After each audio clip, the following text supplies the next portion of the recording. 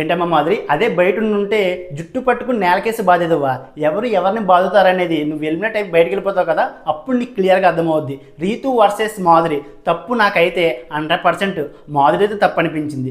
రీతు అయితే already contender అయిపోయింది, తన దగ్గర ఉన్న మనీ అయితే అందరికి ఇచ్చింది. అందరికంటే ఎక్కువగా క్లోజ్గా ఉండేది డెమోన్తో కాబట్టి డెమోన్కి అయితే ఎక్కువగా వచ్చింది. అయినా సరే కెప్టెన్సీ కంటెండర్ అయితే డెమోన్ అవ్వలేదు.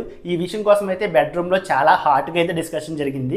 డెమోన్కి దివ్యకి అయితే డిస్కషన్ కోసం మాట్లాడుతుంటే మధ్యలో అయితే మాధురి తనుజాతో అదే బయట అయితే జుట్టు పట్టుకుని నేలకేసి బాధేదని చెప్పి తనుజాతో మాధురి అనడం అయితే కరెక్ట్ కాదనిపించింది. ఈ విషయం రీతు విన్నా సరే చాలా సైలెంట్గా తన వైపు సీరియస్గా చూసింది కానీ ఏ మాట అనలేదు. దివ్యకి డెమోన్కి జరుగుతున్న ఈ డిస్కషన్లో డెమోన్కు తనుజకు గొడవ జరిగింది అండ్ రీతుకు డెమోన్కి కూడా గొడవ జరిగింది. రీతు అయితే డెమోన్తో నీ వల్ల నేను ఇన్ని మాటలు పడాల్సి వస్తుంది, నేలకేసి బాధేదని అంటే ఎవరిని బాగుతారని చెప్పి డెమోన్తో అయితే రీతు అంది. అండ్ ఈ మాట దివ్య అయితే మాధురిని అడగ, మాధురి అయితే రీతుతో నేనైతే నిన్ను అనలేదని చెప్పి బొకాయించడం అయితే కరెక్ట్ కాదనిపించింది. మాధురికి రీతుకి అయితే చాలా ఆర్గ్యుమెంట్ అయితే జరిగింది. ఈ ఆర్గ్యుమెంట్ లో మాధురి బిహేవియర్ అయితే నాకు అస్సలు నచ్చలేదు. మాధురి అయితే రీతుతో నేను ఒంటరిగా ఆడతానని చెప్పి డెమోన్తో ఆడడం అయితే కరెక్ట్ కాదని చెప్పి అండ్ మాధురి అయితే రీతు మీద అయితే చాలా సీరియస్ అయింది. నేను ఇప్పటి వరకు ఎవరి సపోర్ట్ తీసుకోలేదు, ఒంటరిగా ఆడానని చెప్పి అండ్ రీతు అయితే మాధురితో అయితే డిస్కషన్ పెట్టుకుంది. అయినా నేను మీ నోట్లో నోరు పెట్టాలనుకోవట్లేదు, ప్లీజ్ అసలు ఆపేనని చెప్తే అండ్ మాధురి అయితే చాలా సీరియస్ అయిపోయింది. నీలాంటి వేస్ట్ బిహేవియర్ అయితే నేను ఎప్పుడు ఎవరిని చూడలేదు, నీకు అసలు గౌరవం ఇవ్వడమే రాదని చెప్పి